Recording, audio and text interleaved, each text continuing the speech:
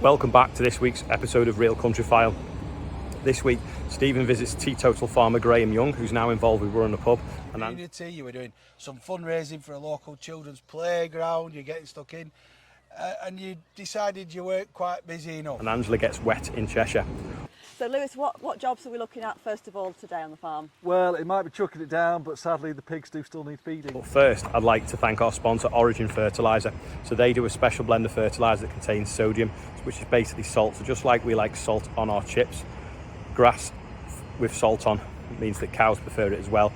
Independent research at Bangor University has proved this, and them eating that grass also makes them produce more milk. So we can check that out later, and you can check the description in the below for the website. Anyway, let's go and see what Stephen's been up to in Lancashire.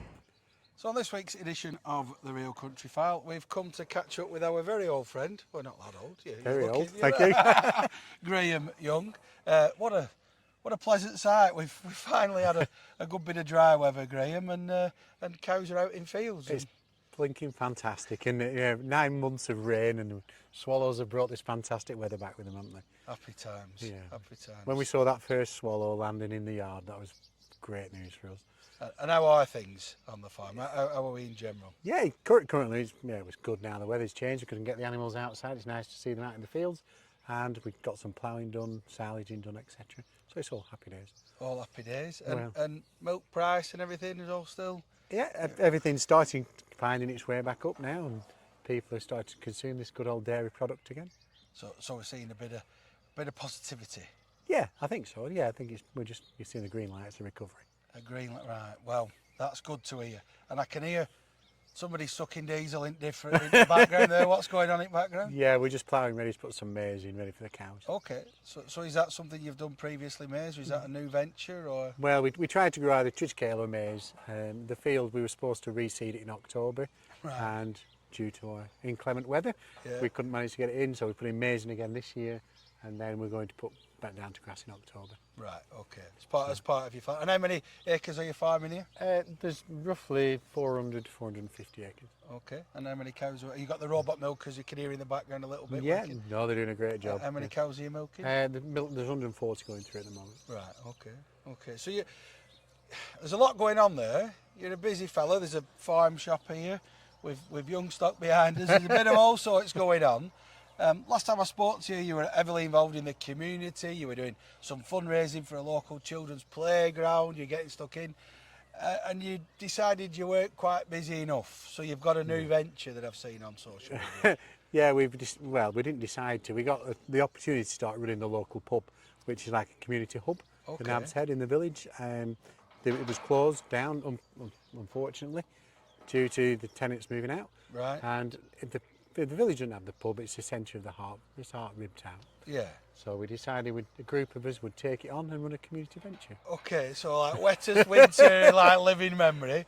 You know, it's tough farming. You take on a business that's had a couple of owners in the last few years in village. Is that right? Yeah, no, it's had 2 owners in the last 12 months. Right, okay. Oh, right. So it was closed, prior to that it was closed for 17 months. Right. So we're just hoping we can keep building on the success of the previous tenant and keep it going. So you've seen that's the heart of the village. It was shut for 17 months, and kind of realised just how much the community, the village, relied on that as a hub. Yeah, because people that move into the village, they rely on somewhere to meet everybody else. Yeah. And the new residents in the village, if they don't get somewhere like that to go and meet up, whether it's for over a pint or a meal or something, they never meet their next door neighbour. So you've seen it, you and a group of you, as a community asset. It is definitely a community asset. We're trying to do it so that it doesn't really make us any profit, but it makes the profit for us is seeing the beating heart of the village. Now I joked with your good lady. That you've got robots, so you're not tied to milking times.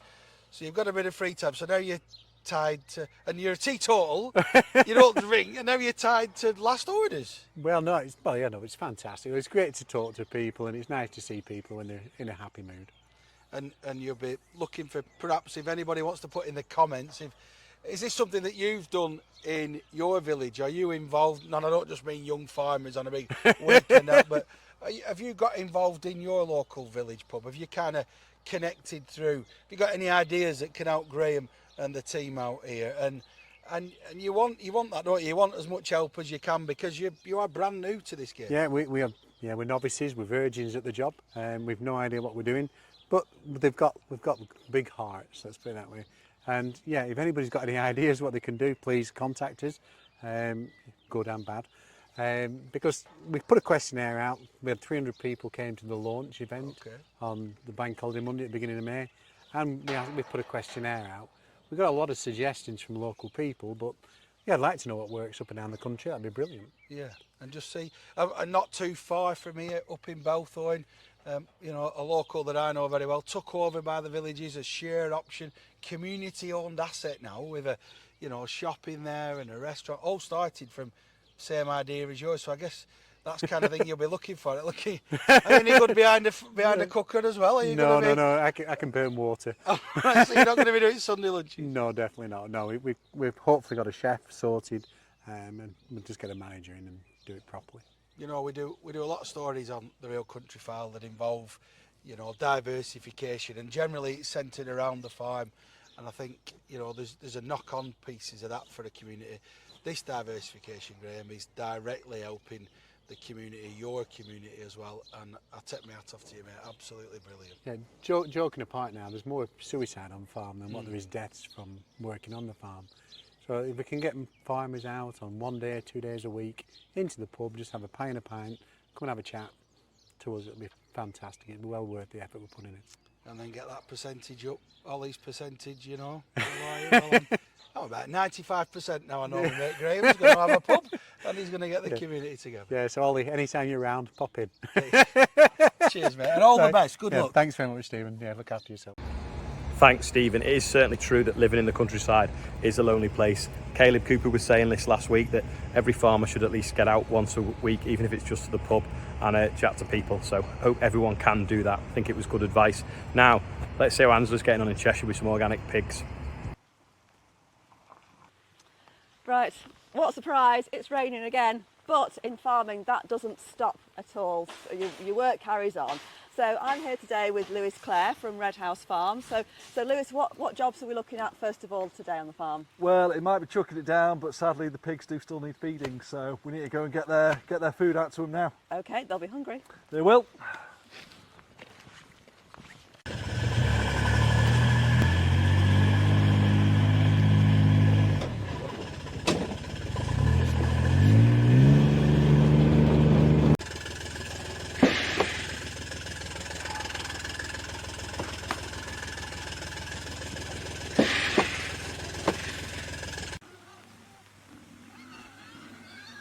So this one here is Jerry, and that's Gabby, and they're two of our sows. So Jerry should be pregnant. I've got a horrible feeling she isn't, and she might have to go off for sausage, because that'll be the third time. And these are weaners. So these are all girls, and these are ones that have been, what are they, 4 months old now. And you can see they're from two of our other sows, Phoenix and Doris. So you've got these ones from Phoenix, they're, say, Tamworth and Saddleback Cross. And then these guys with the floppy ears here, they're from Doris, and Doris is an Oxford Sandy and Black. And Doris is actually just there. So we moved her yesterday. Phoenix was being naughty and won't get in the trailer. She's going to be going in with her. So we like to keep the pigs in fairly big groups where we can, it's more close to their natural state. And then we tend to feed them on the floor to encourage them to root, so you can kind of see, you can actually see where the previous fence line was in from where they've grazed up to. That's it, strip grazing. Right, come on girls, let's give you some food.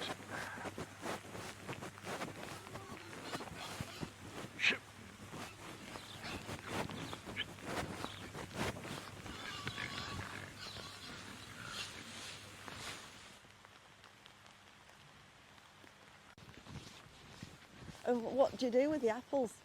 Mainly feed them to the pigs. Okay. So obviously we used to press them into apple juice for when we were open to the public, but since then it's been, what do we do with them? But yeah, it's cheap pig feed. We try and do as much as possible. The waste pumpkins go in the pigs. Waste apples go in the pigs. Any waste oats, we either ferment or sprout, and they go into the pigs. So yeah, you've got some little ones forming there. This is 150 years old, this tree. This is a Bramley tree.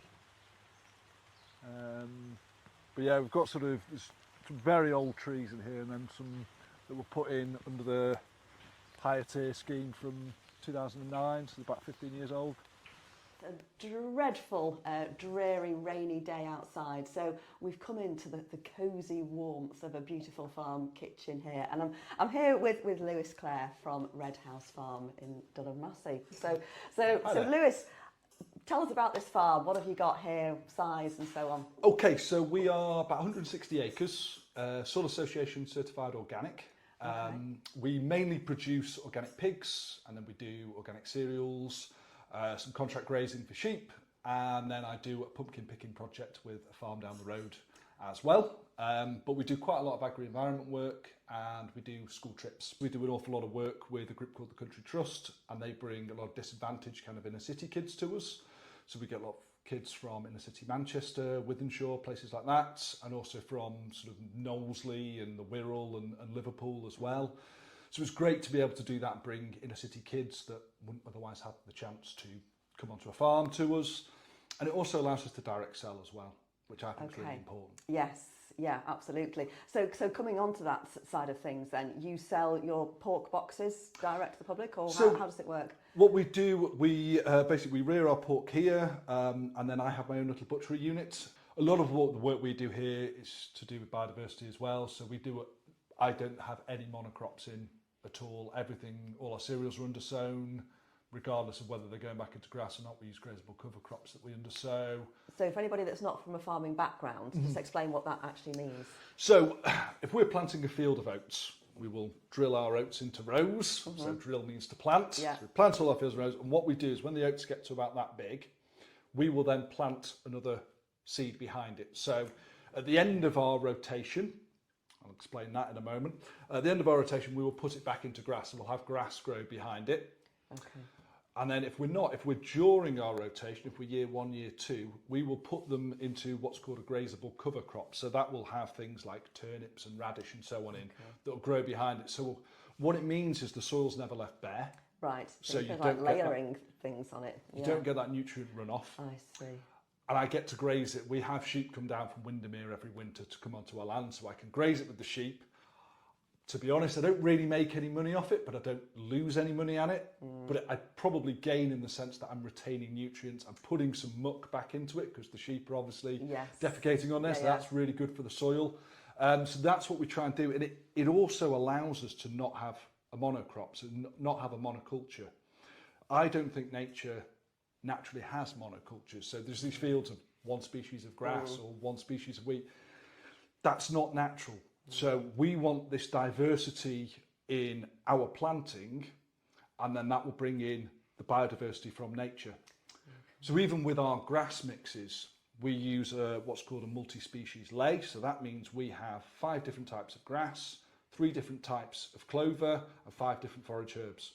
So we've got big mixtures of different plants in there, and that brings in all the pollinators and brings in the different birds and so on. And to me, it's just great for nature. Yeah, that's it. Well, I suppose that's the key thing is farming, but working in hand with nature, and hopefully that's just the best for everybody. So for anybody watching though, with your pig boxes, you've got a website that people can buy from direct, have they? Where do they go? www.redhousefarm.shop.